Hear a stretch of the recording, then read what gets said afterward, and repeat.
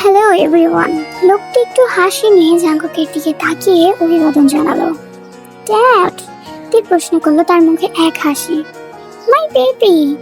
Mister Kim তাকে জড়িয়ে ধরার জন্য তার বাহু প্রসারিত করলেন। তে মিস্টার কিমকে জড়িয়ে ধরতে যাচ্ছিল, কিন্তু ঠিক তখনই জাঙ্কুক তার বাহু ধরে টেনে নিজের দিকে নিয়ে এলো। তে বিভ্রান্ত চোখে জাঙ্কুকের দিকে তাকালো, যে তার বাবার দিকে তাকিয়েছিল অন্ধকার দৃষ্টি নিয়ে। I have an important meeting. Let's go back. Jungkook গভীর গলায় জানালো, এখনো মিস্টার কিমের দিকে তাকিয়ে। জাঙ্কুক, আমাকে অন্তত বাবার সাথে একটু দেখা করতে দাও ভালো করে। Can't you hear what I said? তের চোখে পানি ঘন হয়ে এলো। ইয়নমিন নিঃশব্দে দাঁড়িয়ে রইল, কারণ তারা জানতো জাঙ্কুকের সাথে জড়ালে তার মূল্য কি দিতে হয়। ইয়ংলি তার তের কান্না দেখে জাঙ্কুকে ঘুষি মারতে চাইল, কিন্তু সে বুঝতে পারলো যে জাঙ্কুকও কোনোভাবে ভুল করছে না। Let's go. জাঙ্কুক তের হাত ধরে কাঁদতে থাকা থেকে গাড়ির দিকে টেনে নিয়ে গেল।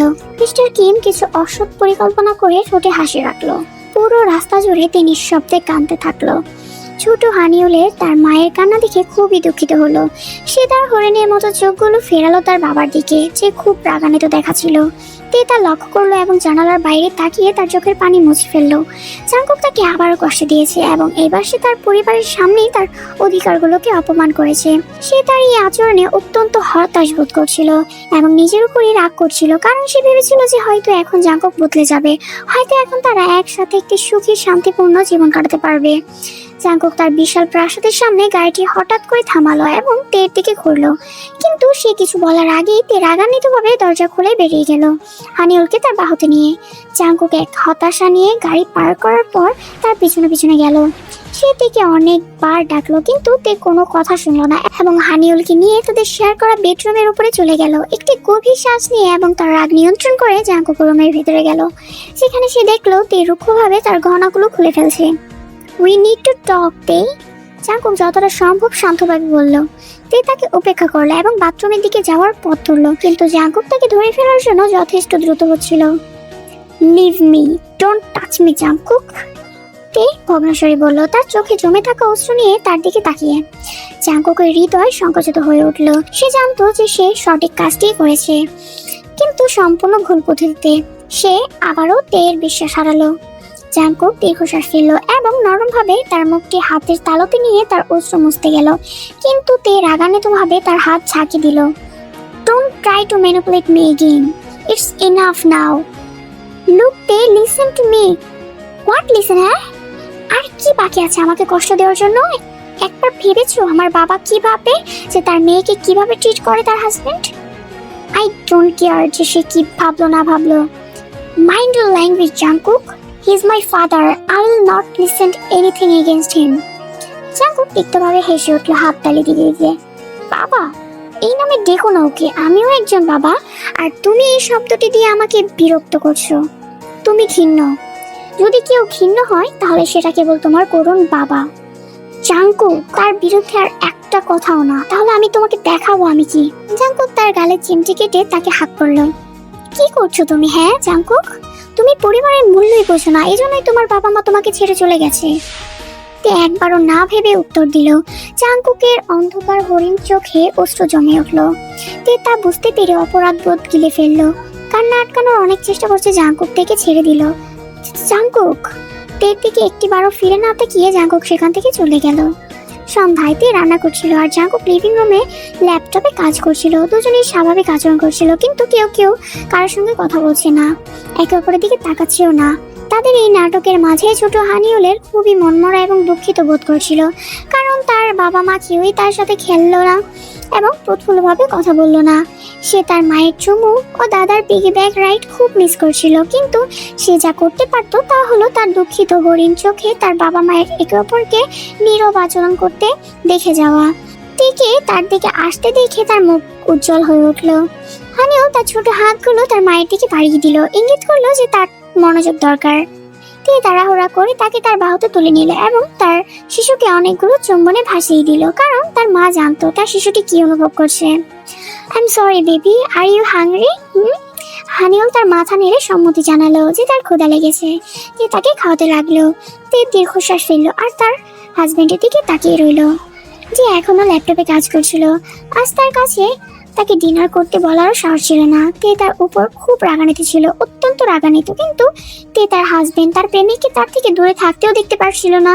সে জানতো যে জাঙ্কুক সকাল থেকে কিছু খায়নি। ওহ, তুমি যদি একটু বড় হতে পারতে হানিউল, তাহলে তোমার বোকা বাবাকে রাতের খাবার খেতে বলতে পারতে। তে বলল, হানিউলের দিকে তাকিয়ে যে খাচ্ছিল আর মায়ের দিকে তাকিয়েছিল। তে নার্ভাস ভাবে তার ঠোঁট কামড়ালো। আজ কেন তার পক্ষে জাঙ্কুকের সাথে কথা বলা খুব কঠিন হচ্ছিল। এটা তাদের প্রথম তীব্র তর্ক নয়। লিভ ইট, সে চাইলেও নিজেই খেতে পারে, তে নিজেকে নিজেই বলল, এবং জাঙ্কুকের খাবার টেবিলে ঢেকে রেখে উপরে চলে গেল। হানিউল তার পেট ভরে ঘুমিয়ে পড়ল। তে নরম ভাবে তার কপালে চুমু দিল এবং তাকে তার শয্যায় শুইয়ে দিল। এরপর সে নিজে বাথরুমে গিয়ে তার রাতের পোশাক পরল।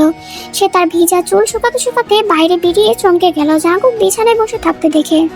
তার হাতে ছিল একটা খাবারের ট্রে। তে তার বিছানার পাশে ঘুমাতে গেল, কিন্তু জাঙ্কুক তার হাত ধরে তাকে নিজের পাশে বসালো। ইট উইথ মি, আমার লাগবে না, আমার ক্ষুধা লাগেনি। তে উত্তর দিল, তার সাথে চোখে সংযোগ এড়িয়ে। যখন জাঙ্কুক তার মুখের সামনে চামচ বাড়ালো, তখন তার চোখে পানি চলে এলো। তুমি যদি না খাও তাহলে আমিও খাবো না। তে কাপা ঠোঁট নিয়ে তে তার হাত থেকে ভাত খেলো। জাঙ্কুক একটু হাসলো এবং তের সাথে নিজেও খাওয়া শুরু করলো। দুজনে কোনো কথা না বলে নিঃশব্দে খেলো। খাওয়া শেষ করে জাঙ্কুক বাসনগুলো সংগ্রহ করলো, কিন্তু তে তাকে থামালো। Leave, I will do it. তে তাকে বলল, এখনো তার দিকে তাকালো না এবং বাসন ধোয়ার জন্য চলে গেল। এরপর তারা দুজনেই ভাঙা হৃদয় নিয়ে পিঠ ফিরিয়ে ঘুমিয়ে পড়ল। পরের দিন সকালে তে জেগে উঠলো, পাশে কাউকে না দেখে কষ্ট পেল। পুরোনো দিন ফিরে এসেছে। জাঙ্কুক নিশ্চয়ই তার অফিসে চলে গেছে। তে একটি গভীর দীর্ঘশ্বাস ফেলল। তার চোখে পানি চলে এলো। হয়তো সে যদি অতিরিক্ত প্রতিক্রিয়া না দেখাতো তবে এত কিছুই হতো না। তে তার চিন্তায় ডুবেছিল। তখন তার ফোন বেজে উঠলো। এটি ছিল একটি অজানা নম্বর। প্রথমে সে কলটি কেটে দিল, কিন্তু তার ফোন বারবার বাজতে উঠতে থাকায় কুতূহলবশত সেই ফোনটা রিসিভ করলো। অতঃপর, হ্যালো তে, আমার শরীরটা ভালো না, তুমি চলে আসো এখনই তাড়াতাড়ি। ড্যাড? তে তার চোখ চওড়া করে তুললো এবং তাড়াহুড়া করে বাথরুমে গিয়ে পরিবর্তন করে দৌড়ালো। একটি অন্ধকার ঘর থেকে নরম শব্দ শোনা যাচ্ছিল। একটি মেয়েকে বেঁধে চেয়ারে বসানো হয়েছিল। সে ভয়ে কাঁপছিল। যে ব্যক্তি তার সামনে দাঁড়িয়েছিল তার মুখে ছিল একটি নোংরা হাসি, কিন্তু ভয় পাওয়ার চেয়েও বেশি করে সে কষ্ট বোধ করছিল, কারণ সে ব্যক্তি ছিল তার নিজের dad, mister Kim. Oh my little bear, তুমি কাঁদছো কেন? বাবাকে বলো, কে তোমাকে কষ্ট দিয়েছে? বাবা তাকে বকা দিবে বলো, মিস্টার কিম জিজ্ঞাসা করলো, তার খুব কাছাকাছি চোখে হাসি মুখে। তে অশ্রুভরা চোখে কথা বলার চেষ্টা করলো। তার মুখ আটকানো ছিল, যা মিস্টার কিম খুলে দিল। তে কেঁদে উঠলো যখন সে তার চোয়াল শক্ত করে ধরে তার নরম গালে তার নখ দিয়ে কালশেটে দাগ ফেলে দিল। সবচেয়ে শক্তিশালী এবং মাস্টারমাইন্ড ম্যান তোমার মতো একটা বোকাকে বিয়ে করেছে? কিভাবে? আমার ভাবতেই অবাক লাগে। ও আমার তেতে, এটা কি খুব বেশি কষ্ট দিচ্ছে? মিস্টার কিম জিজ্ঞাসা করলো এক হাসি সহকারে, যা তেকে ব্যথায় ফিসফিস করতে বাধ্য করালো। আমাকে কিডন্যাপ কেন করেছো? মিথ্যা বলে যে তুমি অসুস্থ, আমি তোমার কি ক্ষতি করেছি? হ্যাঁ, তে কাঁদতে কাঁদতে জিজ্ঞাসা করলো। মিস্টার কিম তার দাঁত পিষে ফেললো এবং কথা বলল, আমি অসুস্থতার ভান করেছি কারণ এটাই তোমার স্বামীর কড়া নিরাপত্তা এবং ওই প্রাসাদ থেকে তোমাকে বের করে আনার একমাত্র উপায় ছিল। কিন্তু তুমি একদম বোকা, এরকম কিডন্যাপ হয়ে গেছো দেখলি। তুমি এখনো মনে করো যে আমি তোমার যত্ন নিই, তাই না? আমি তোমার ছোটবেলা থেকে কখনো তোমাকে ভালোবাসা বা যত্ন দেখাইনি, তবুও তুমি বোকা হয়ে ফাঁদে পড়ে গেছো। তেজস্বরা চোখে তাকালো। তোমার এখানে আনার কারণ আমি আবার তোমাকে টাকা কামানোর জন্য ব্যবহার করব। আমি তোমাকে ওই জাঙ্কুকের কাছে এক রাতের জন্য বিক্রি করে দিয়েছিলাম, কিন্তু সে তোমাকে বিয়ে করেছিল। আমি ভেবেছিলাম তোমার ওপর সন্তুষ্ট হওয়ার পর সে তোমাকে তাড়িয়ে দিবে এবং আমি আবার তোমাকে ব্যবহার করব, কিন্তু সে তোমাকে তার সম্পত্তি করে নিয়েছে আর আমি তার কারণে দেউলিয়া হয়ে গেছিলাম। সে কেবল তোমার কারণে আমাকে ধ্বংস করে দিয়েছে। এখন যেহেতু তুমি তার স্ত্রী হয়ে গেছো বা তার সাথে থাকছো, তাই আমি কোনো সুবিধা পাচ্ছি না, তাই আমি তোমাকে অন্য কারোর কাছে বিক্রি করে দিচ্ছি এখন। মিস্টার কিম সরে গেল একজন উম্মাতের মতো হাসতে হাসতে। তে বিশুদ্ধ ঘৃণা সহকারে তার দিকে তাকালো। সে কাঁপছিল। তার নিজের বাবার কাছ থেকে এই কথাগুলো শুনে তার হৃদয় সংকুচিত হচ্ছিল। সে জানতো যে তার বাবা কখনোই ভালো ছিল না, এমনকি ইয়ঙ্গির সাথেও নয়, কিন্তু তবুও সে তার বাবার ভালোবাসার জন্য আকুল ছিল। বাবা তার সাথে যতই খারাপ করুক না কেন, তবুও সে এই সত্যটি অস্বীকার করতে পারেনি যে তিনি তার নিজের বাবা। কিন্তু এই কথাগুলো শোনার পরে তার সমস্ত ভালোবাসা আকাঙ্ক্ষা উবে গেল। তার বাবা তার চোখের সামনেই তার আসল রূপ দেখালো, যে জাঙ্কুক আমাকে ঠিকই বাঁচাবে। তে তে সাহসের সাথে উত্তর দিল, অশ্রুভরা চোখে তার দিকে তাকিয়ে। মিস্টার কিম মৃদু হাসলো এবং বলল, তার বিশ্বাস ভঙ্গ করার পর অথবা তাকে অমান্য করার পর তুমি কি মনে করো সে তোমার জন্য আসবে, তাই না? তের হৃদয় সংকুচিত হয়ে উঠল। মিস্টার কিমের হাসি আরো বড় হয়ে উঠল যখন সে তিনটা সুপরিচিত ব্যক্তিকে, যাদের গলায় ও হাতে সোনার গহনা ছিল, ভিতরে প্রবেশ করতে দেখল। ওয়েলকাম ওয়েলকাম, মিস্টার কিম তাদের উষ্ণ অভিবাদন জানালো। তে ভয় পেয়ে কেঁদে উঠলো যখন লোকেরা তাকে মাথা থেকে পা পর্যন্ত স্ক্যান করলো। সে খুব খারাপ ভাবে কাঁপছিল। তার মন শুধু একটি জিনিস পুনরাবৃত্তি করছিল, জাংকুক সেভ মি। তিনটি শব্দ হলো এবং সাথে সাথে সেই তিনজন মারা গেল। মিস্টার কিম জাংকুক তার ফ্যাক্টরির প্রবেশ পথে দাঁড়িয়ে থাকতে দেখে হতবাক হয়ে গেল। যে একটি লম্বা কালো কোট পরেছিল এবং তার আঙুলের মধ্যে একটি সিগারেট ছিল, যখন তার পৃথক ছোট থেকে ধোঁয়া বের হচ্ছিল। জাংকুক, তে ফিসফিস করে বলল। মিস্টার কিম গিলে ফেললো যখন মাফিয়ার পাশে কালো পোশাক পরা লোকেরা তার দিকে তাকিয়ে বন্দুক তাক করলো। তোমার পুরো দলকে হত্যা করার জন্য দুঃখিত মিস্টার কিম, কিন্তু আমি আমার রানীকে নিতে এসেছি, জাংকুক একটি গভীর ঠান্ডা কণ্ঠে বলল এবং তার সবচেয়ে সুন্দর সৃষ্টির দিকে এগিয়ে যাচ্ছিল। তে অশ্রু ভরা চোখে জাংকুকের দিকে তাকালো, যার মুখ ছিল আবেগহীন। জাংকুকের কাছে ঝুঁকলো এবং সমস্ত দড়ি কেটে দিল। যখন মিস্টার কিম গার্ডদের মুষ্টির মতো সংগ্রাম করছিল, যারা তাকে বেশ কয়েকটি ঘুষি মারলো।